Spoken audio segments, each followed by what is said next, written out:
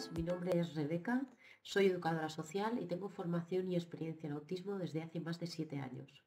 Actualmente trabajo en un cole por las mañanas con niños TEA. Quería empezar diciendo que durante todo el vídeo voy a utilizar la palabra educador para referirme a docente, familia o persona de referencia, así como cuando utilice la palabra alumno me referiré a hijo o hija, niño o niña, ¿de acuerdo? Así compactamos el vídeo y se nos hace mucho más ameno.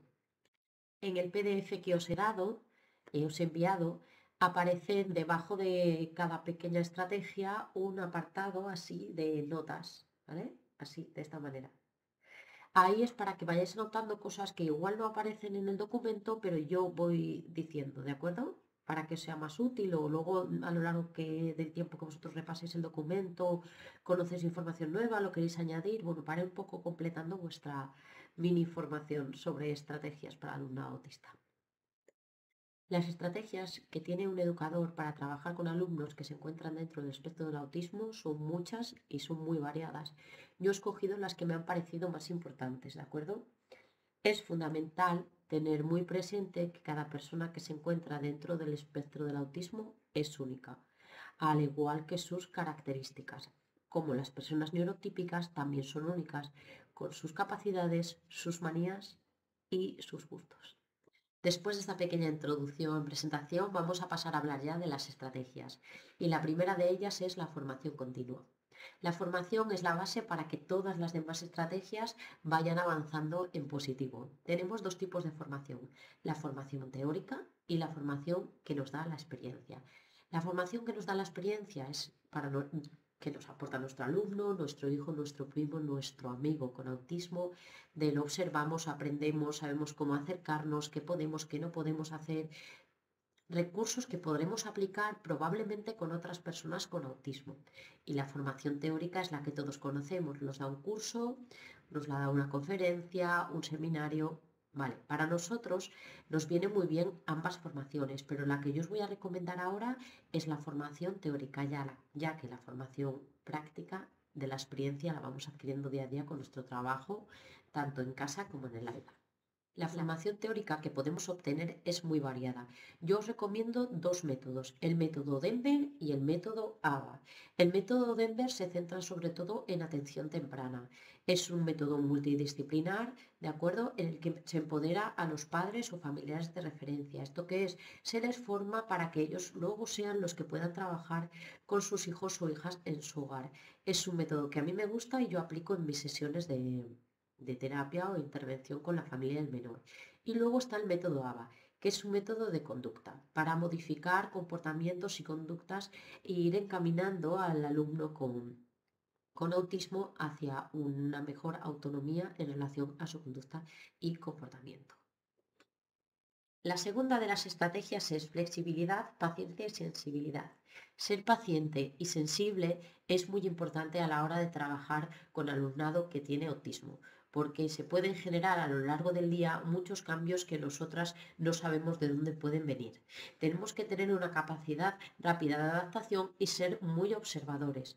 ¿Qué cambios se pueden producir? Cambios en la rutina del colegio, ruidos, golpes, sonidos y luces que antes no estaban, y eso puede generar un malestar en la persona y provocar un cambio.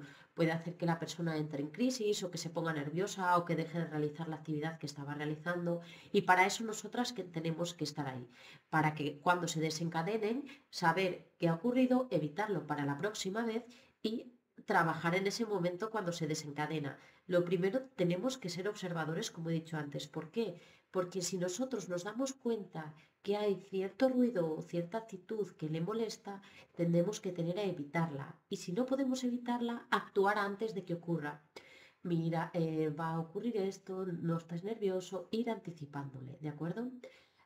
Si se alerta mucho con los ruidos, con las voces, con las luces, o por el contrario, es completamente ajeno a que ocurra esto, podemos estar hablando de hipersensibilidad o hiposensibilidad.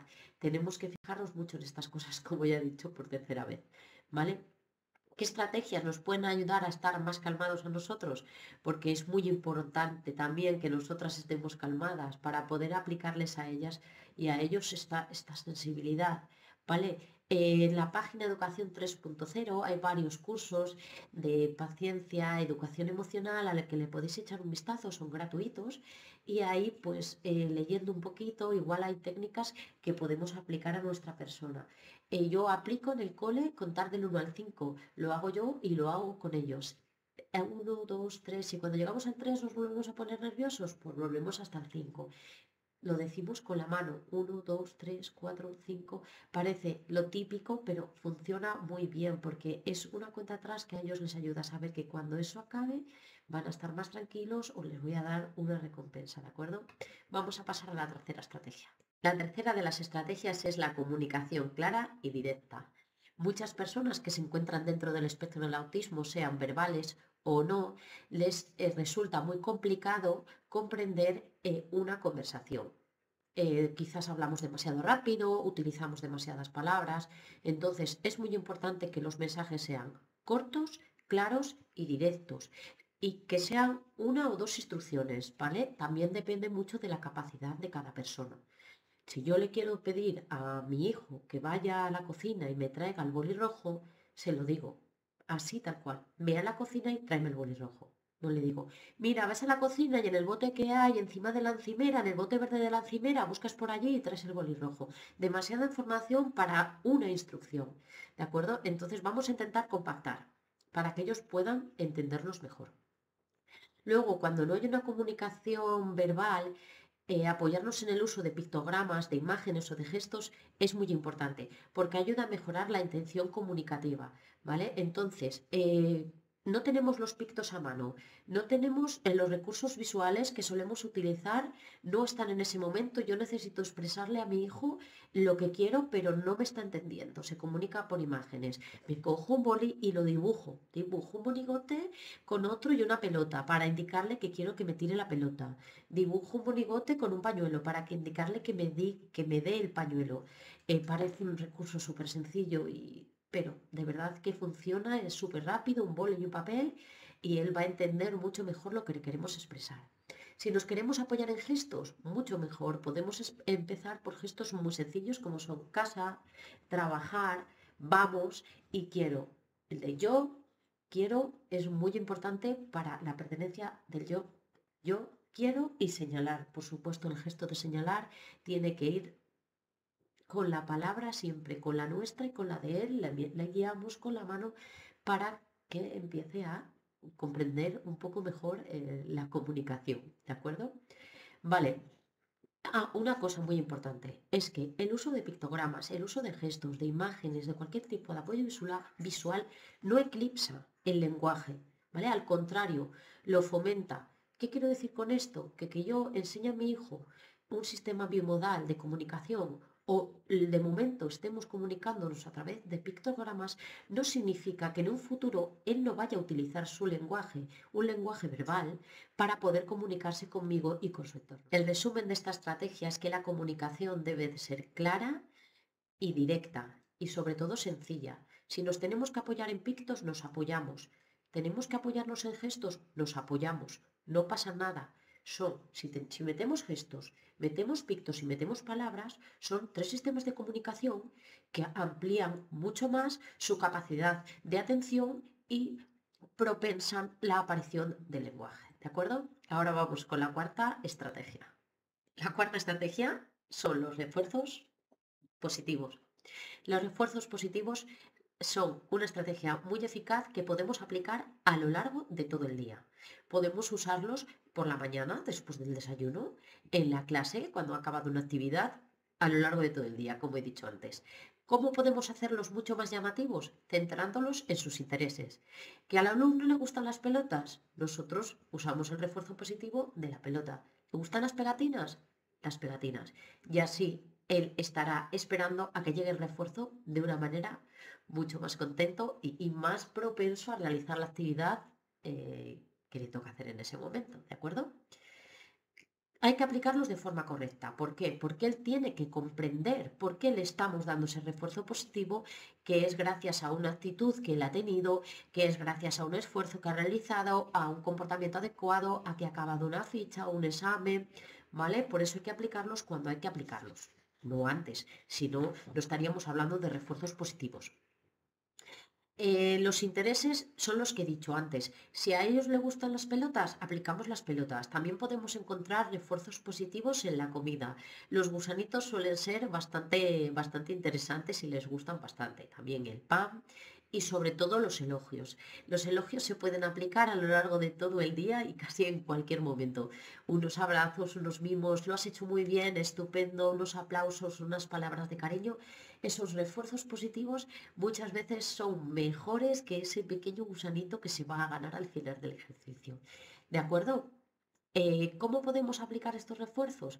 Al principio los podemos dar como premios, por ejemplo, una ficha de grafomotricidad sencilla, que en la que hay 4 líneas. Al final de cada línea le podemos dar el gusanito, un aplauso, un abrazo o una pegatina. Al principio lo va a entender perfectamente. Y luego vamos a ir pasando. No se lo damos en la primera línea, se lo damos en la segunda, después solo en la tercera, después en la cuarta. Después va a tener que acabar toda la ficha para ganarse el refuerzo. Y así vamos poco a poco extendiendo este refuerzo positivo hasta que llegue un momento que lo vamos a dar en determinados momentos del día, ¿vale? Es una manera muy sencilla de hacerlo. También lo podemos hacer con una economía de fichas, con un abaco. Metemos una ficha cuando lo hace bien, 2 fichas, 3 fichas, 4 y en la quinta le damos el premio. Al principio lo mismo, lo hacemos con una ficha, luego con 2, luego con 3, luego con 5, luego con 10 y luego extinguimos. Los refuerzos positivos son geniales y tenemos que aplicarlos siempre que podamos, ¿de acuerdo? Nos vamos con la quinta estrategia. La quinta estrategia es la colaboración entre familias, colegio y especialistas. La coordinación entre estos 3 agentes que intervienen con el alumno es vital. Es necesario feedback, un apoyo, un trabajo conjunto, comentarios, reuniones, llamadas, para poder trabajar juntos en un camino que nos lleve hacia los resultados positivos, para usar una metodología similar en la que así el menor no esté muy desubicado cuando cambia de un sitio a otro. ¿De acuerdo? Es muy importante coordinarse con los profesionales del centro. El ayudante técnico educativo, que es una figura que está en la mayoría de los centros donde hay alumnado autista, es una persona que está en constante compañía del alumno, ayudándole a que mejore su autonomía, ayudando a mejorar su conducta. Entonces, acordaos que existe esta figura, recurrir a ella y preguntarle, necesitáis cualquier duda, porque son personas que son muy cercanas y están siempre al lado del alumnado con trastorno del espectro autista. ¿De acuerdo? Vale. En los equipos de orientación también son muy importantes. A veces en las reuniones con ellos, las familias acaban escuchando cosas difíciles, les dan pautas o estrategias o consejos que son muy difíciles de digerir en ese momento.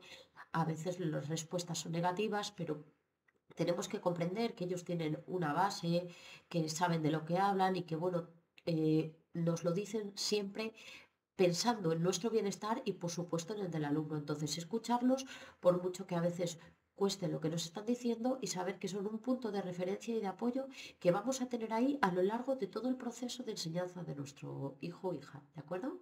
Nos vamos con la sexta. La estrategia número 6 es casa, aula y centro escolar. Tanto a las personas neurotípicas como a las personas que se encuentran dentro del espectro del autismo les gusta la organización. A todos nos gusta ir a un sitio y que estén las cosas. Y un ambiente estructurado nos facilita mucho más la vida. Para las personas con autismo esto es mucho más importante. La mayoría de ellas necesitan saber cuándo empieza una actividad y cuándo acaba o qué viene después de, por ejemplo, de la hora de comer. Eso les produce y les da una tranquilidad y una calma que les permite tener una educación emocional mucho más controlada y es más predecible para posibles cambios que puedan surgir. ¿De acuerdo? ¿Cómo podemos conseguir esto? Con rutinas, con horarios visuales y con relojes llamativos. Yo tengo en el cole un reloj así azul y cuando vamos a realizar una actividad pongo la ruleta, por ejemplo, en 20 minutos. Va corriendo la aguja y ellos saben que hasta que no toque el reloj no acaba la actividad. ¿Qué pasa? Que cuando llega al final nos emocionamos porque ahí está el refuerzo positivo y el premio del que he hablado antes y saben que cuando acaba el reloj ahí está la pelota, el gusanito, el abrazo y los mimos. ¿Vale? O sea que el reloj es un artilugio súper práctico en estos casos. ¿De acuerdo? Vale. En el cole, ¿qué deben de hacer? Prestar mucha atención a las adaptaciones curriculares. A la mayoría de estos alumnos hay que adaptarles las actividades, hay que adaptar el tiempo que empleamos en realizar los exámenes, hay que adaptar la manera de enseñar, ¿vale? Es muy posible que haya que utilizar la técnica del andamiaje. ¿Qué significa la técnica del andamiaje? Es ir poco a poco avanzando y distinguiendo los apoyos. Al principio, imaginamos que tenemos que hacer lo que dije antes, una simple ficha de grafomotricidad. ¿De acuerdo? Pues nosotros cogemos la mano y vamos guiando al alumno. Pero cuando vemos que él va evolucionando, poco a poco vamos extinguiendo el apoyo hasta que ya no nos necesita y ya vamos fijándonos en el próximo objetivo, que ya no es esta forma, ya es la espiral, ya es un triángulo, ¿vale? Poco a poco vamos avanzando pensando en el siguiente objetivo y en extinguiendo los apoyos hasta que él consiga hacerlo por él mismo. No estamos trabajando por él, estamos ayudándole en lo que él en ese momento no puede realizar, pero que podrá hacerlo con nuestro apoyo. ¿De acuerdo? Bueno, pues hasta aquí la sexta estrategia. La séptima estrategia es apoyo social y emocional. Tenemos que aprender a conectar con la persona que se encuentra dentro del espectro del autismo.